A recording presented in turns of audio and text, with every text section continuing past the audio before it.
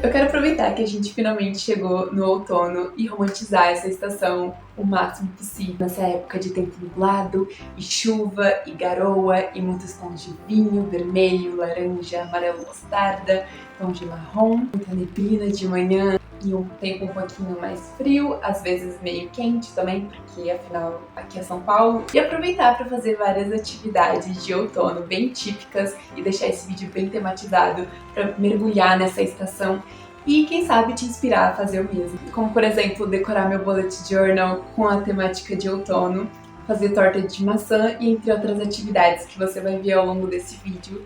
E a primeira coisa que eu já vou fazer é colocar aqui um tapete na minha casa que passa bem essa vibe de outono, então vem aproveitar comigo.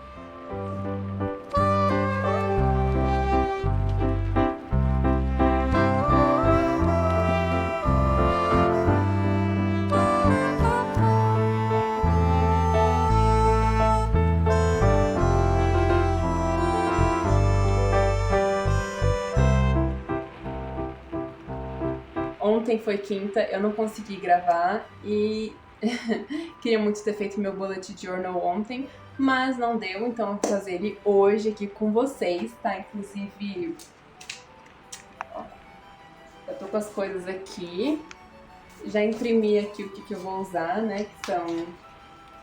Ai, spoilers. Aqui são a capa das coisas que eu vou assistir e ler. E aqui são as figurinhas, outras colagens, decoração. Já imprimi então, né? E agora eu vou recortar aqui com vocês vão me ver recortando aqui. E aí depois, por fim, colocando no bullet journal. E eu tô bem animada.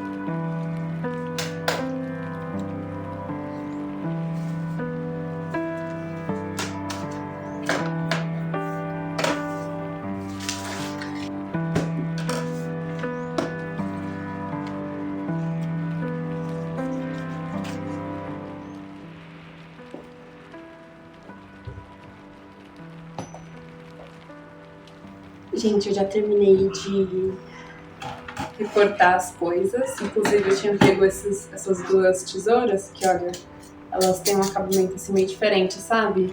Então, elas deixam o que você tá recortando assim com um formato específico assim nas bordas, sabe?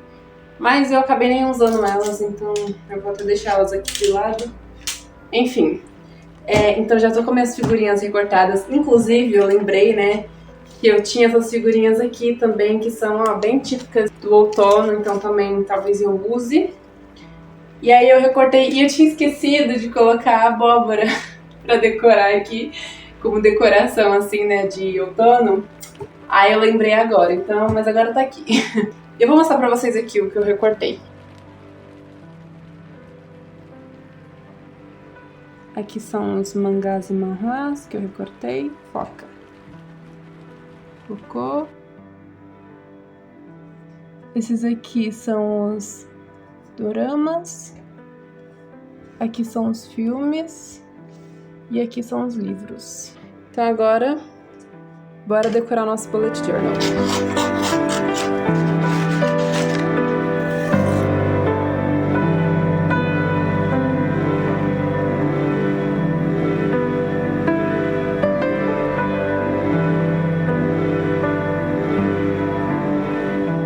Mencionei anteriormente que o outono é uma estação com muitos tons de marrom e cores terrosas. Eu acredito que tem tudo a ver com a estética da Academia, que tem a influência do romantismo gótico e esse apelo, né, pela busca, pelo conhecimento. Então a gente tem muitas referências a ambientes mais escuros, como por exemplo livrarias e bibliotecas, e muitos elementos como obviamente livros, esculturas, quadros, xadrez, arte no geral. E isso explica algumas das minhas escolhas, como por exemplo As Musas, O Gambito da Rainha, a continuação dos livros de Jogos de Herança e entre outros também que passam bem essa ideia de outono. Mas eu não vou me alongar muito porque vai sair uma versão estendida desse bullet journal no canal, então lá eu vou explicar melhor as minhas escolhas e falar um pouquinho mais.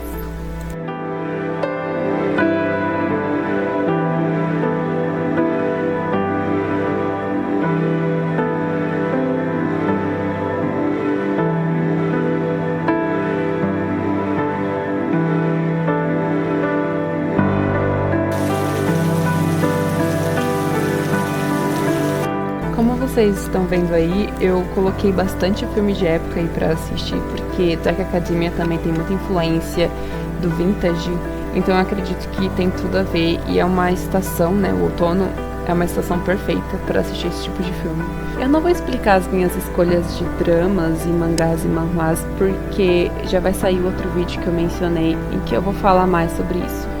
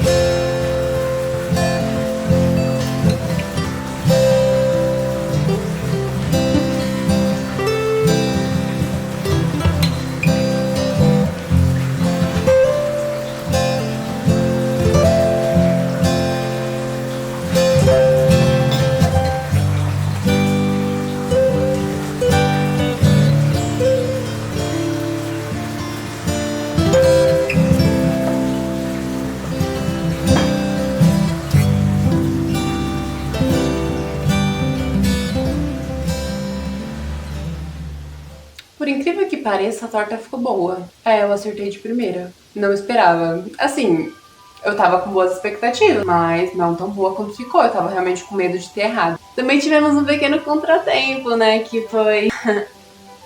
eu sujei todo o fogão. Sabe o chão do forno?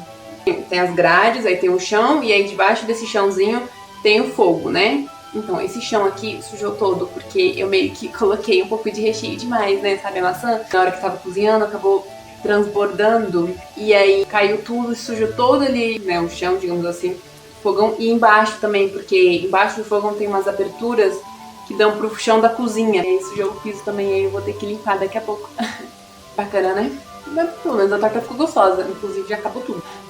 Tá, agora vamos lá pro que realmente importa, que é falar sobre o que eu achei do filme, que eu assisti ontem.